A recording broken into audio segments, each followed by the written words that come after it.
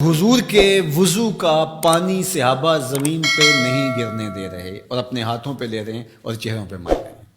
تو آقا کریم نے فرمایا ما حملکم علی ھذا، تمہیں اس بات پر کس چیز نے ابھارا، یہ کیوں کر رہے ہو؟ میں نے تو حکم نہیں دیا، قرآن نے حکم نہیں دیا، اور تم میرے وضو کے پانی کو بھی زمین پہ نہیں گرنے دے رہے، تو یہ کیوں کر رہے ہو؟ تو انہوں نے جواب دیا حب اللہ و رسولہ، یہ اللہ اور اس کے رسول کی محبت کی وجہ سے ہم کر رہے ہیں۔ حضور نے اس سے منع بھی نہیں کیا، چونکہ اگر یہ شریعت سے متصادم کوئی چیز ہوتی تو نبی کے منصب میں شامل ہے کہ نبی منع کرتے۔ تو فرمایا جو چاہے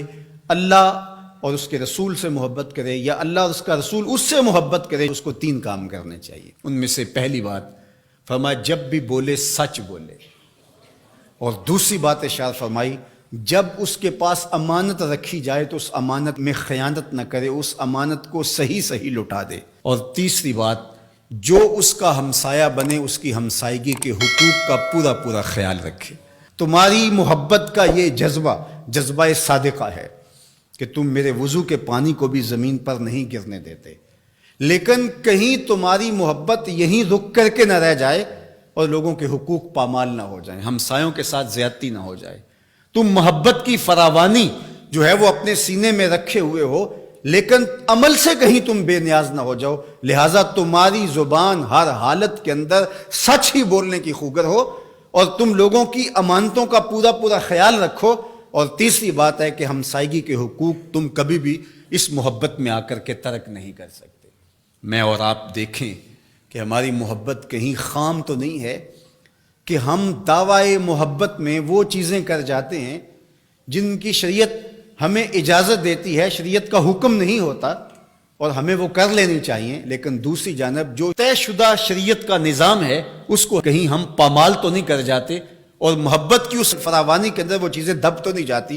حضور علیہ السلام کا یہ فرمان ہمیں پورا پیکج دیتا ہے، تصویر مکمل سامنے آنی چاہیے، مکمل نکھری ہوئی تصویر جس کے سارے خد و خال واضح ہوں۔ تو ہم ضرور اپنا جائزہ لیں اس حدیث کی روشنی میں جو میرے اور آپ کے آقا و مولا نے تین چیزیں خاص طور پہ ارشاد فرمائیں کہ جب بھی بولیں سچ بولیں، تمہاری زبان جھوٹ سے آشنا نہیں ہونی چاہیے۔ یہ محبت رسول کا تقاضا ہے جو خود اللہ کے رسول نے ہمارے سامنے رکھا، اور ہمارے پاس جو امانت رکھی گئی ہو، امانت کی جو بھی صورت ہو، اس امانت میں ہم خیانت کبھی نہیں کریں گے۔ اور تیسری چیز یہ ہے کہ اپنے ہمسائیگی کے حقوق کا ہم ہر صورت کے اندر لحاظ رکھیں گے اور خیال کریں گے، ان کو کبھی بھی پامال نہیں ہونے دیں گے۔ یہ تین چیزیں اگر ہم اپنی روح کے اندر سمو لیتے ہیں اور یہ ایسا نقشہ سامنے آتا ہے ہماری محبت کا، تو یہ محبت ماحول کے اندر خوبصورتی کی ضمانت بنتی ہے۔ ورنہ میرا رویہ چاہے وہ دین کے نام یا کسی اور نام سے ہو، اگر لوگوں کے لیے دین سے دوری کا سبب بن جائے تو مجھے سوچنا چاہیے کہ میں کھڑا کہاں ہوں اور میرا مزاج کس سمت جا رہا ہے، اور میں اپنے آپ کا جائزہ لوں۔ میرے استاد فرمایا کرتے تھے کہ یہ نہ ہو کہ لوگ تمہیں پوچھے تم کون ہوتے ہو اور تمہیں بتانا پڑے یہ دیکھو مذہب کے خانے میں اسلام لکھا ہے۔ آپ فرمایا کرتے تھے صاحب نہ پوچھنا پڑے نہ تمہیں بتانا پڑے، تم دور سے آ رہے ہو، تمہاری وضاقت، طرز زندگی، انداز معاشرت، تمہارا حلیہ، تمہاری زندگی کے اسلوب دیکھ کے لوگ دور سے کہیں وہ دیکھو آقا کا غلام آ رہا ہے۔ اور اس پہ میں ایک اور بات کا اضافہ کرتا ہوں، اور وہ یہ کہ تم دور سے نظر آ رہے ہو تو لوگ کہیں وہ حضور کا غلام آ رہا ہے، لیکن تم قریب آ جاؤ تو پھر بھی لگے کہ تم حضور کے غلام ہو۔ یہ نہیں ہے کہ لوگ تمہارے نیڑے ہوں تو پھر پتہ چلے دور سے غلام رسول لگتا تھا، قریب آیا تو کچھ اور نکلا۔ رشتہ داری کر کے، کاروبار کر کے دیکھا، معاملہ کر کے دیکھا،